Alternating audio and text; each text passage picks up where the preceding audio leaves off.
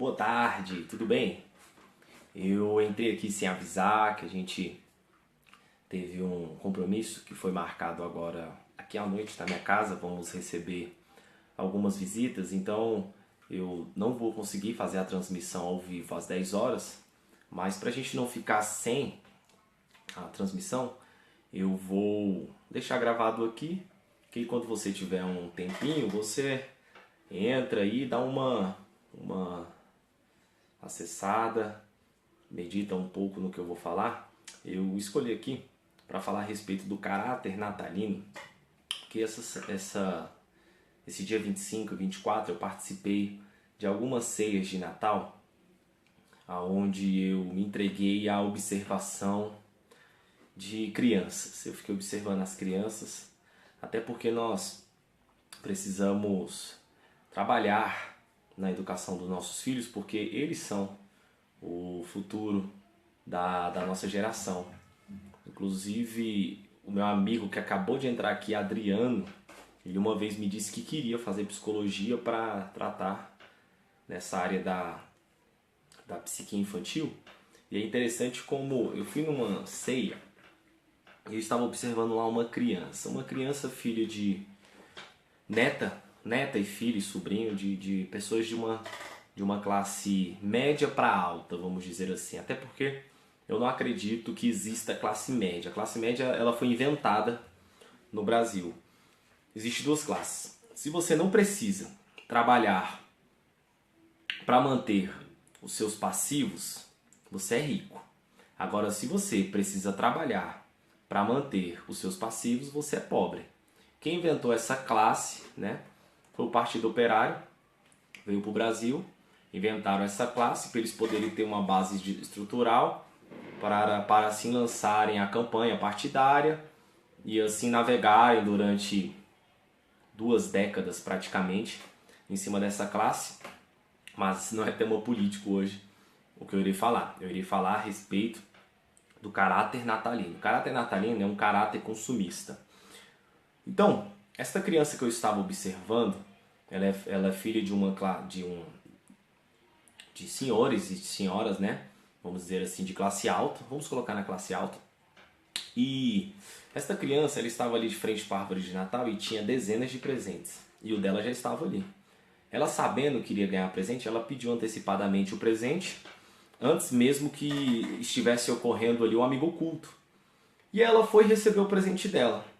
Recebeu o presente, brincou com esse presente, eu até ajudei a brincar com esse presente.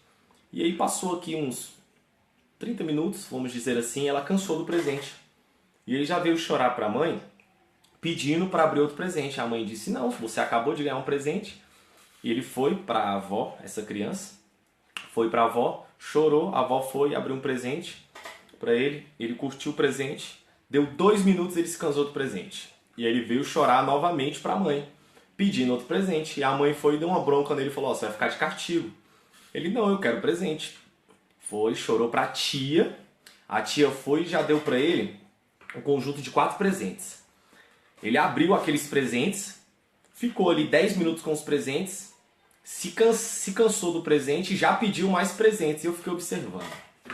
Fiquei observando e disse, olha, isso é muito perigoso. Mas, olha, perigoso porque nós não conseguimos ter a visão eterna como Deus a tem. Quando eu digo no meu livro, Morte, uma meditação sobre a dor, que quando Deus diz assim para Adão e para Eva, no consciente deles, a consciência deles pulsa com uma mensagem dizendo que se eles outorgassem criar para si uma moral baseada no homem, para que eles assim tratassem a existência desta maneira, eles morreriam. Claro que lá não está escrito assim, está escrito, se vocês comerem da árvore do conhecimento do bem e do mal, vocês vão morrer. Beleza.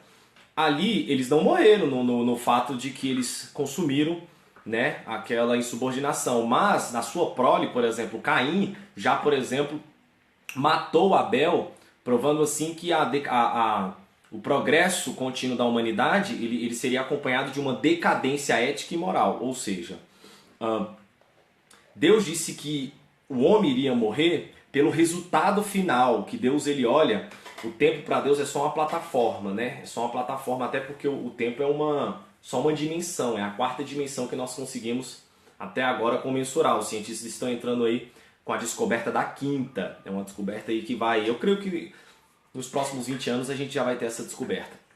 Então, Deus, ele sendo além do tempo, né? Ele está fora até da eternidade, porque o tempo está dentro da eternidade, e a eternidade ela não consegue prender e nem fechar Deus dentro dela. Deus, ele quando olha Adão, ele diz, você vai morrer, porque é o resultado final. Eu dei um exemplo desse, por exemplo, quando você chega para uma criança, por exemplo, e diz para ela assim, olha, não seja racista, não discrimine, porque isso vai causar uma guerra mundial.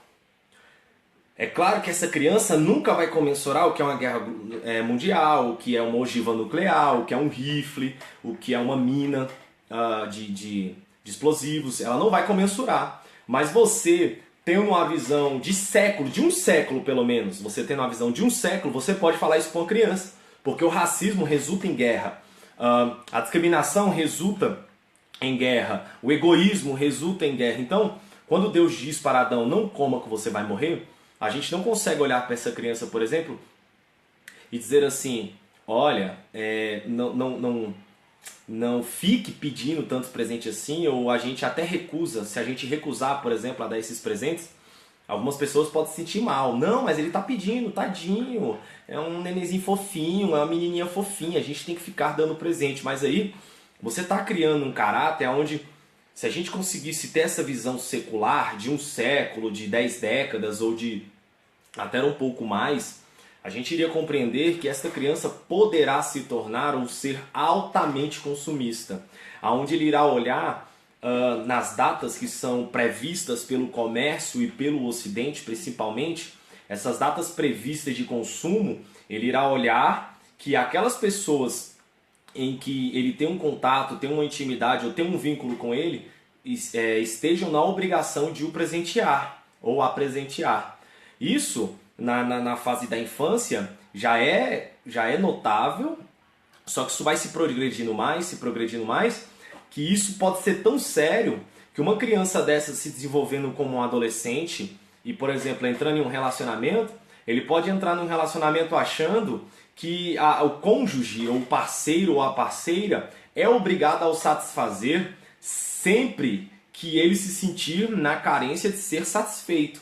Por exemplo, Dia dos Namorados, ele já se antecipa 1 ou 2 dias, por exemplo, Dia dos Namorados é dia 12 de junho. Quando dá no dia 10, ele já fica esperando e pensando, meu Deus, eu vou receber aquele presente que eu quero. E de alguma maneira ele muda até o comportamento, ele muda a fala, ele muda o gesto, já subitamente para chegar ao ponto do dia 12 de junho, para que ele venha receber o prêmio pelo mérito dele. Mas o mérito dele, na minha ótica, não passa de uma obrigação, porque para um relacionamento, amar e cuidar e respeitar não passa de uma obrigação. Como, por exemplo, uma criança que tira 9 numa prova, né? A sociedade ensina que esse 9 é meritório de premiação, é meritório de parabéns, sendo que isso não passa de uma obrigação.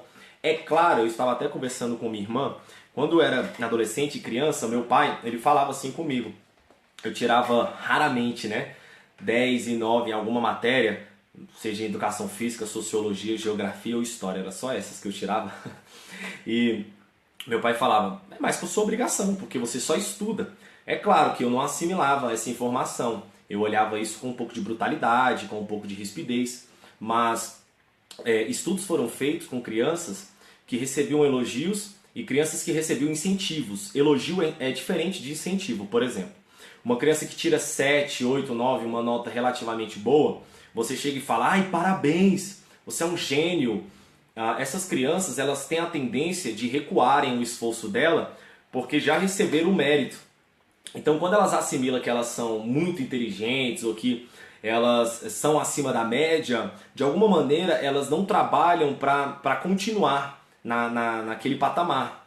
Agora, um outro grupo de crianças foram colocados em comparação, diferentemente de elogio, elas receberam incentivo, dizendo assim, olha, continue assim, vá em frente, você é capaz, você pode.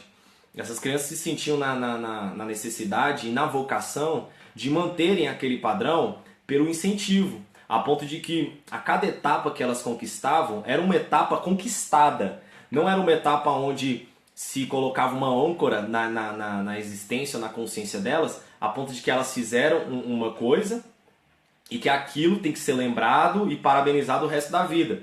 Eu vou trazer para o ramo esportivo, por exemplo. Nós temos o costume, principalmente o jogador brasileiro, eu quando fui para a Austrália eu sofri muito com essa cultura, porque o brasileiro ele tem na ótica dele que jogar futebol é fazer um drible de efeito, por exemplo. Se um jogador joga no meio de campo, ele é um meio campo. Se ele não der uma caneta, se ele não der um chapéu, se ele não fazer um lance de efeito, ele olha e a sua atuação no campo como se não fosse a altura do que ele esperava. Então esse jogador vai, por exemplo, dar um chapéu. Por exemplo, em 1 minuto do jogo ele dá um chapéu, mas ele não fez mais nada. A disciplina tática dele foi zero. Ele não correu pelos companheiros, ele não cobriu as posições que estavam vagas, ele não fez o que o treinador pediu taticamente, ele não agiu coletivamente como se esperava, mas na mentalidade dele ele jogou bem. Por quê? Porque ele construiu um lance de efeito. E aí quando acaba o jogo, ele espera da imprensa, do treinador, dos companheiros, dos amigos, um elogio pelo lance de efeito que ele fez. E ele não vai receber esse elogio porque lá fora eles não olham lances de efeito como um resultado de um jogo. O resultado de um jogo é a pontuação que você vai receber. A pontuação através de quê? De vitória ou de um empate. Eu lembro que quando eu fui jogar no meu primeiro time lá na Austrália, era o Moreton Bay United Jets Club. É um dos maiores clubes que nós temos em Brisbane. E no primeiro jogo que eu fui atuar, eu fui estrear, eu joguei no segundo tempo porque eu vinha de lesão. E eu já não entendia porque eu estava entrando no segundo tempo, porque eu estava de reserva. Porém, o treinador estava me poupando, mas eu não sabia. Quando eu entrei, o jogo já estava praticamente liquidado, nós estávamos ganhando de 2-0, e eu quis fazer o que me interessava. Quando eu fui fazer o que me interessava, a gente saiu com a vitória e tudo mais. E quando acabou o jogo, o treinador no vestiário, ele quebrou o quadro, ele quebrou a lousa, ele xingou todo mundo e me chamou para fora do vestiário, dizendo que queria conversar comigo particularmente, porque ele disse que ele que mandava no time e eu tinha que fazer o que ele tinha ordenado para eu fazer. Na segunda-feira, que o jogo foi no sábado, tinha no vestiário minhas fotos no vestiário em determinado período do tempo, no segundo tempo, em que eu estava em um local que não era para eu estar, e eu tinha que explicar para a comissão técnica e para o time porque eu estava naquele local, naquele minuto, sendo que aquela não era a minha função. Então eu fui aprendendo em que o jogar bem é você exercer uma função tática, é você obedecer um plano tático de um treinador e de uma comissão técnica. E assim, eu fui crescendo como profissional a ponto de que, por exemplo, hoje quando chegam e falam assim, eu não quero nem entrar, não quero entrar em debate esportivo, mas eu estou falando da parte esportiva, a parte esportiva para a gente compreender um pouco. Por exemplo, quando agora o Gabigol, que ele foi para a Internazionale lá de Milão, o treinador disse que ele tem muito a melhorar, ele está comendo banco lá e já está até pensando em sair do time. Por quê? Porque é um jogador de efeito. Você vê um jogador que joga quase que na posição dele, parecidamente, que nós temos ali o Hulk.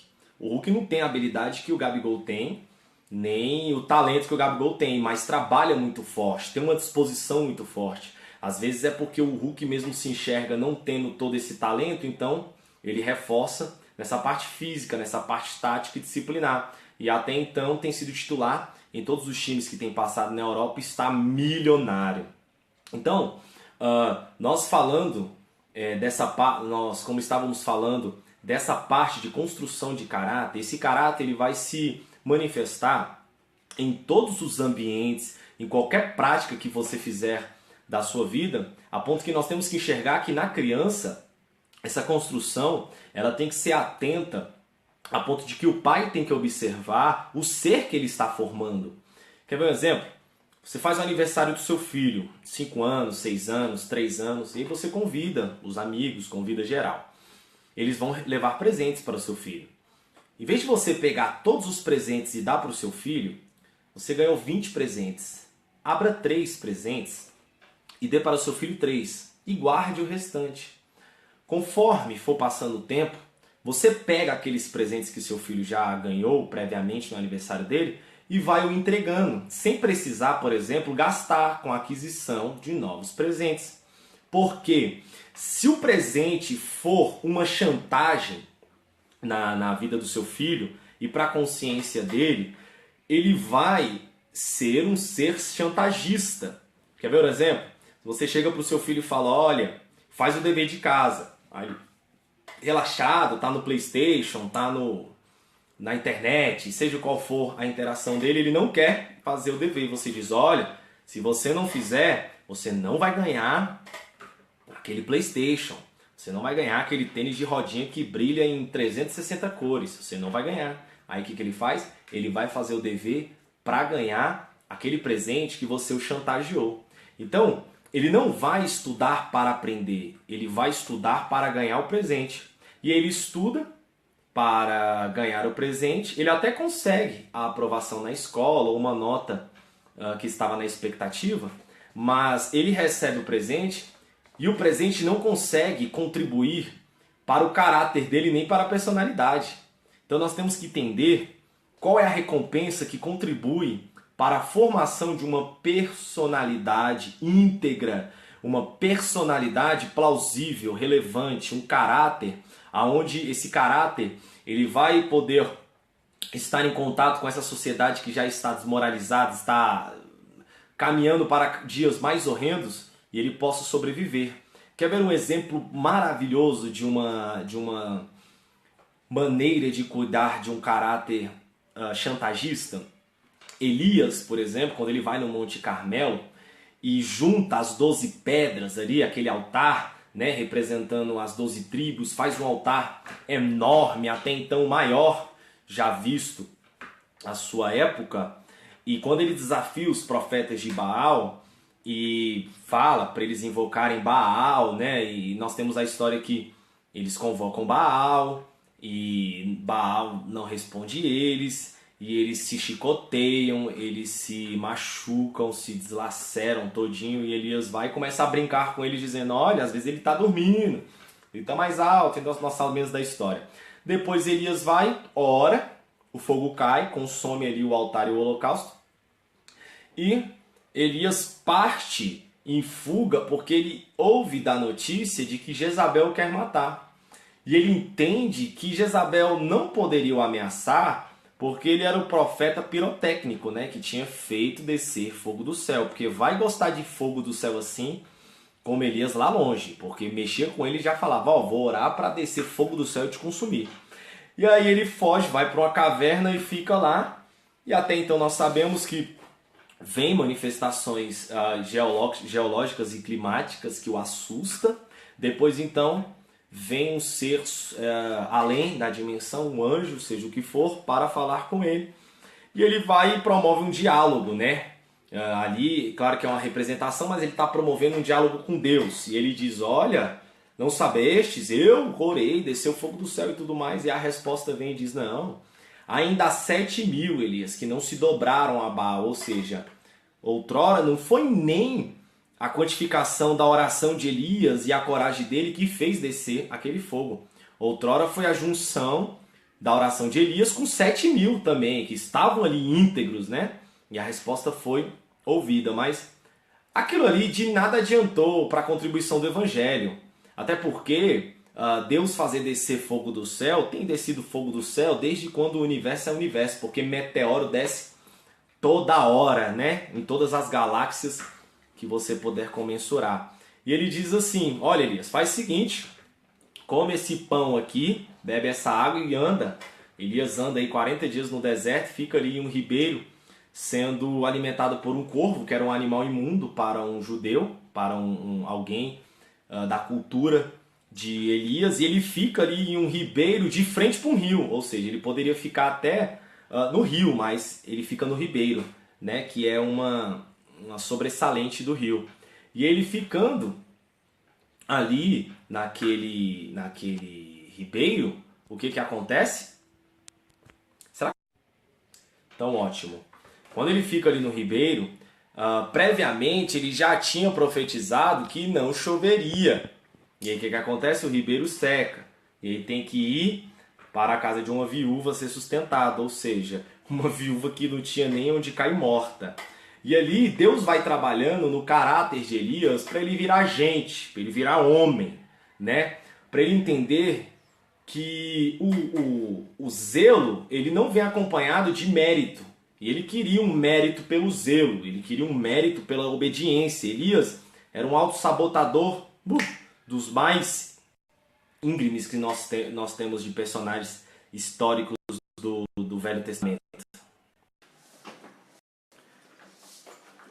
Hello everybody again! Olha só, nós estamos sobre uma chuva aqui em Taguatinga. Infelizmente, não era para acontecer, mas quando chove aqui, a internet fica, ó... Ai, meu Deus. Mas, eu quero só fazer a continuação aqui, eu vou deixar o vídeo gravado. E aí, depois vocês acessam e veem a complementação. Essa é a segunda parte, ou seja, eu tinha parado estava falando sobre Elias, de quando ele vai para o ribeiro e ali ele já tinha previamente profetizado que não choveria em Israel, né? Não choveria sobre aquela região, consequentemente o ribeiro se seca, ele ali é impulsionado para ir para uma casa de uma viúva, para ser sustentado, e então, após nós temos esse compêndio da história de Elias, uma formação de um caráter de alguém que entendia que por ser zeloso deveria ter mérito. Então ele acreditava que o mérito ele vinha pelo zelo que ele tinha. E Deus vai mostrando que o caráter dele estava bem inicial, bem simples para um caráter devido de um profeta, né? E aí nós temos também, na história de Elias, o início da formação de um discípulo, porque Eliseu vai o seguir para ser o seu continuador, né, do seu ministério, seu substituto, seja o que for. Apesar de ninguém ter uma substituição, cada um é um indivíduo singular, mas quando esse processo acontece, nós vemos uma construção de caráter na vida de Elias muito intensa, porque ele vai criando a responsabilidade, porque ele tem um discípulo, ele tem um observador, ele tem alguém para deixar um legado. Então, Deus ele utiliza desses meios, né, da formação e da disciplina de um caráter, da personalidade, apesar de Elias já ser um homem, já ser um adulto, que é muito mais difícil você moldar a personalidade de um adulto e um caráter principalmente. Nós temos ali esse ensinamento, né, de Deus, que ele usa acontecimentos ordinários, situações ordinárias da vida para vulnerabilizar a vida de Elias. Então, quando eu estava falando daquela criança que representa milhões daqui do Brasil, onde o Papai Noel, por exemplo, ele tem essa imagem, né, dessa obrigatoriedade de dar o presente. Então, a criança ela foi boazinha, ela se comportou bem, ela fez o dever de casa, ela foi boa filha, bom filho, não bateu nos coleguinhas, não xingou palavrão, escovou os dentes, fez xixi no vaso, não no chão, sabe? Essas coisinhas simples. E aí ela enxerga que o Papai Noel tem a obrigação de a presentear. E é claro que ela se molda a essa época do ano a receber essa troca. Sendo que é claro que Cristo ele não nasceu no dia 25 de dezembro. Nós, brasileiros, nós, vamos dizer assim, da cultura ocidental, que pegamos esse sincretismo e colocamos, né? Eu digo nós porque eu vou me colocando no bolo todo porque é a representação cultural. Colocamos essa data, uma data comercial, e aproveitamos, né, para comemorar o nascimento de Jesus, sendo que nem é o nascimento de Jesus. Na verdade é de um Deus pagão, é uma festa pagã, mas não adianta, como eu já disse, escrever sobre, ficar falando muito sobre isso, porque isso não vai mudar nada. Se nós fôssemos pegar aqui no Ocidente no nosso calendário, né? No nosso calendário solar, no nosso calendário após Júlio César, aproximadamente Jesus teria nascido em setembro. Mas para mim pouco importa o dia que Jesus nasceu. Para alguém que venceu a morte, ele só nasce. Então Jesus ele não comemora aniversário. Jesus ele nasce todo dia, objetivamente, subjetivamente, progressivamente, sequencialmente, instantaneamente, na consciência de cada um que se rende a ele. Assim como Jesus nasceu ao ladrão da cruz, ele nasceu no Pentecostes, ele nasceu para Cornélio, ele nasceu para o carcereiro que queria cometer suicídio quando estava ali vendo Paulo sendo liberto pelo terremoto, Paulo e Silas. Então vai nascendo sequencialmente em todos os cantos do universo, em todos os lugares do mundo onde tem uma consciência aberta a receber a mensagem das boas novas. Sendo assim, eu já dei uma dica de como a gente poderia fazer para a educação dos nossos filhos, mas de como também nós adultos, eu, Danilo, você aí que está me assistindo, às vezes pode ter tido esta criação aonde de alguma maneira você, pelo zelo, você espera um mérito por este zelo, você molda o seu caráter por aquilo que você faz. Isso se torna até um pragmatismo existencial. O que é pragmatismo? Está dando certo, está funcionando a prática, nós temos que manter isto. Então, até aqui você conseguiu chegar onde você queria, você conseguiu obter os resultados que você queria e você se tornou até um pragmata, né? Da maneira que você consegue ir moldando e se enganando e se disfarçando, né? Prosseguindo, fazendo tráfico de influência, negociando, né? Princípios, fazendo chantagem. Você conseguiu chegar onde você chegou, mas de alguma maneira isso não tem produzido vida plena dentro de você. E de alguma maneira o Evangelho, a mensagem que ele traz é dessa formação do caráter, onde nós temos que esperar da vida nada além daquilo que nós nos tornamos, nada além daquilo que nós experimentamos na existência. E Cristo, a maneira que ele nos ensina, por exemplo, quando ele fala para os discípulos ir de 2 em 2 para levar as boas novas, ele manda eles levarem só o necessário. Por quê? Porque quando você leva a sobra, você molda o seu caráter a ponto de que tudo que você for produzir, você produz para a sobra. Porque você entende que de alguma maneira pode faltar e aí você tem a sobra, ou pode vir uma intempérie no outro dia e você tem a sobra para te satisfazer, ou até então você não precisa confiar tanto na providência divina, porque você tem a sobra. Então, enquanto você tiver a sobra, você tem um poder mais tangível. Você, para que precisar da fé? Para que você precisar de deleitar-se em confiar no Senhor, que Ele irá prover, sendo que você tem, né, um estoque além, onde você pode acessá-lo e consumir na hora que você quiser. E esse estoque, ele pode ser de comida, como também ele pode ser de desejos, como pode ser estoque de intenções, como pode ser estoque de arrogância, como pode ser estoque de orgulho, como pode ser estoque de egoísmo, como pode ser estoque de paixão, como pode ser estoque de qualquer coisa em que seu corpo consome, seja algo concreto ou seja algo substancial e intangível. Logo assim, Cristo ele ensina que a caminhada do Evangelho é essa, onde você produz para o seu sustento necessário. E é interessante que as pessoas que têm a produção necessária, elas são muito mais felizes do que aqueles que experimentaram a sobra a vida inteira, aqueles que experimentaram o desperdício a vida inteira, da onde aqueles que experimentam sempre receberem prêmios por algo que é mérito, obrigação, sabe? Quando vou responder entrevistas e falam assim, Danilo, como é que vai ser a partida? Como é que você espera da partida? Eu digo, olha, é o seguinte, todo jogo começa empatado. Todo jogo começa empatado, que é 0 a 0. Eu já tenho um ponto. Eu vou tentar produzir um resultado para a gente sair daqui com 2 pontos a mais. Então a derrota é você diminuir aquele ponto que você já ganha no início da partida. A ponto de que nem todas as vezes o melhor ele sai vitorioso, né? Hoje no esporte competitivo mundial é aquele que erra menos.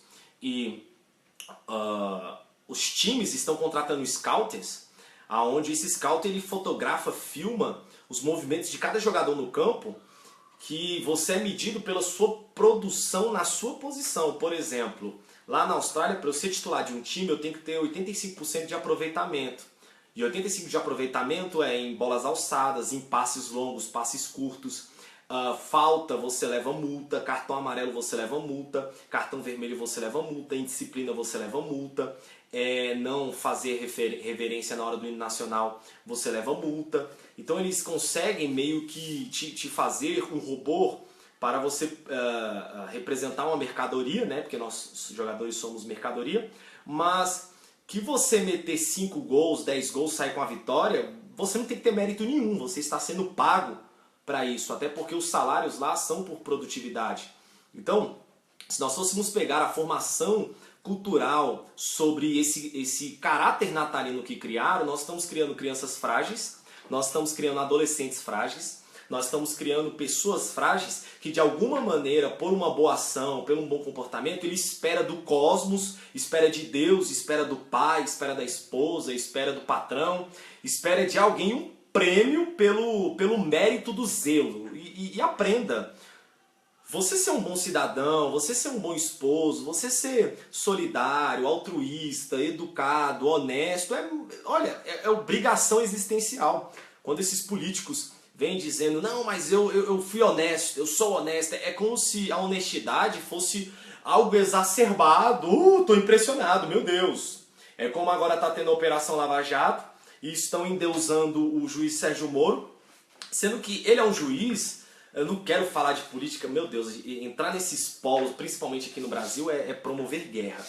Mas ele está cumprindo só uma obrigação de um jurista e algumas maneiras está até extrapolando, né? Segundo alguns da esquerda dizem, e até alguns também da direita que são dessa parte jurídica, eles dizem.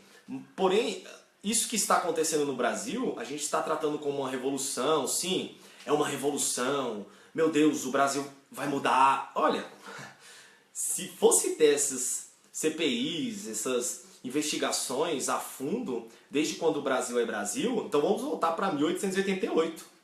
Então vamos voltar para a proclamação da República. Porque se nós fôssemos ver a construção da República do Brasil, desde então é só golpe em cima de golpe, é ditadura, corrupção. O Brasil nunca teve 3 anos aí de sequência de governo democrático idôneo.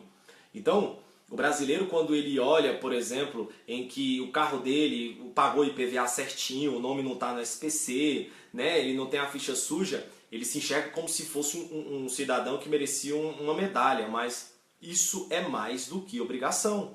Isso é uma conduta ética que o universo espera de você. Eu não vou dizer nem Deus. Então, essas crianças que estão sendo atacadas visceralmente pela mídia, promovendo de que elas têm que ser atendidas nos pedidos dela a hora que elas querem, olha, nós estamos formando seres em que não conseguirão discernir a vida e nem interpretar as intempéries da vida de modo resiliente. Porque daqui a pouco, passou o Natal, nós teremos aí a Páscoa. E é interessante que a Páscoa era para falar da morte e da ressurreição, do Cordeiro, né? Mas assim como nós revertemos o conceito do nascimento de Cristo, que não é no Natal, mas vamos dizer que foi nessa época em que Ele é o nosso presente, né? Ele é o presente da humanidade, não. Nós queremos presentes de consumo, nós queremos coisas que vamos ganhar dia 25 e dia 1 a gente já esquece. E aí chega na Páscoa, trocaram o cordeiro pelo coelho, né? O coelho que faz ovos de chocolate. E aí imagina você levar o seu filho em um mercado onde você tem que passar por aquele corredor, né? Você tem que passar por aquele paredão que é chocolate para tudo quanto é lado. E é interessante que é só chocolate barato. Só chocolate acima de R$40, 45, né? 50, 70 reais. E você passa com a criança lá, o seu filho que não recebeu a disciplina, não recebeu a formação de caráter para ele entender que ele não pode ter tudo a hora que ele quer, para ele compreender e discernir a frustração dele, ele vai ser um ser onde ele não vai aceitar a frustração. Então se ele chorar, se ele espernear, ele entende que ele vai ter que ser atendido, porque a frustração dele tem que ser atendida. E aí o que vai acontecer? Ele vai pedir, você pode dizer não. Ele vai espernear, vai brigar, vai chorar, vai acabar vencendo. Aí entrega para ele o chocolate. E aí daqui a pouco tem o quê? Tem as férias, né, de junho. E aí se ele passou de ano, ele tem que ganhar um presente. E aí a gente vai doutrinando sem perceber, vai formando cognições, vai formando conscientes, subconscientes, vai trazendo âncoras, vai produzindo gatilhos em indivíduos e quer colher um futuro ao Brasil, como se o futuro fosse decidido lá no Congresso, tá entendendo?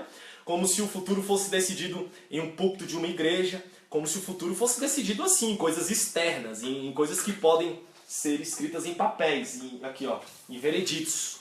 Vamos escrever um veredito aqui. E aí, querem brigar por maioridade penal. Meu Deus, na minha família, o que eu mais tenho é policial na minha família e pessoas da segurança pública. Estava conversando com meu irmão agora.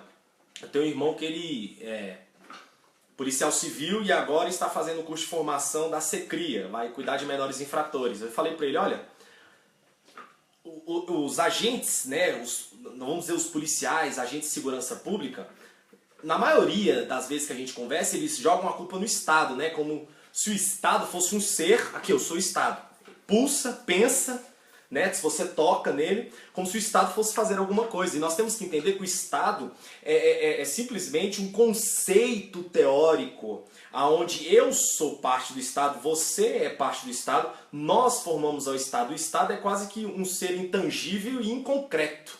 Né? A concretização do Estado está na exerção do cidadão no cotidiano social. Então, quem representa o Estado é o agente de segurança pública, é o agente penitenciário, é o agente lá do CAD, a ponto de que tem as leis de ressocialização, tem um projeto de ressocialização, mas quem precisa pôr em prática, quem tem a intenção, quem tem a emoção, quem tem o agente concreto da prática daquilo que está no papel é o agente. Então o agente ele está representando o Estado. Agora se o agente olha e vê em um macro, em um ângulo macro, que não tem solução, e aí ele olha e diz, não, a solução vai ser no cacete, vai ser na porrada, vai ser na tortura, ele tem que entender que ele não pode culpar o Estado, porque naquela exerção da profissão dele, ele é o Estado. Assim como eu, um cidadão civil, sou o Estado também e sou a segurança pública também.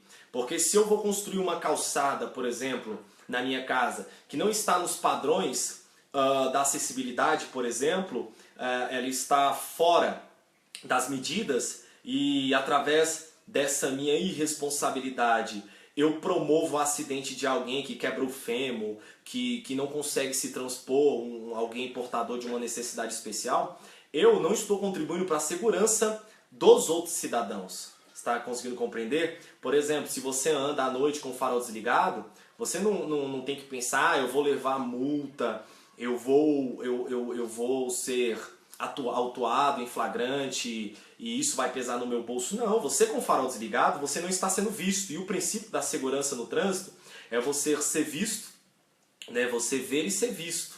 É direção defensiva e ofensiva. Então, você pensando que com o farol desligado você não está contribuindo para a segurança do outro condutor, você entende o seu papel como cidadão e o seu papel como Estado vigente naquele momento. Você se entende até como a legislação vigente naquele momento. Então, é importantíssimo nós começarmos a construção do caráter das nossas crianças, dos nossos adolescentes, primordialmente na quebra da obrigatoriedade do mérito pelo zelo, principalmente nessas datas em que estipularam, em que nós temos que ser servos do consumo porque a mídia diz que é. Olha, será que nunca perceberam que todo dia é dia de último dia na Ricardo Eletro? Todo dia é dia de último dia em todas as lojas e promoções? Será que não entenderam que o Brasil está quebrado e que os comerciantes, os empresários não querem perder negócio, você às vezes vai sobreviver sem ter esse par de sapato que você tanto sonha, você vai sobreviver sem essa blusa que você quer, sem esse carro que você sonha em trocar, você vai sobreviver sem ele. E principalmente se você não tiver, você que é um adulto já formado, tem uma experimentação de vida maior, se você não passar isso para o seu filho, se você não passar isso para a sua descendência, para aqueles que te observam, nós não conseguiremos ter um caráter cultural digno de uma revolução, digno de uma elevação, digno de um desenvolvimento. Então, era aqui que eu queria deixar essa mensagem. Então, esse é o segundo vídeo. Acesse o primeiro para que você possa ter a continuação. Marcelo, um beijo, um abraço. Tinha tempo que a gente não se falava, né? Tô vendo ele interagindo. O Rafinha tá aqui, o Lucas, a Jaqueline. Deixa eu ver quem mais entrou aqui. O Aline Aires, o Fábio. Um grande abraço, um beijo para vocês. E nos vemos na próxima. Deus abençoe todos vocês. Tchau, tchau.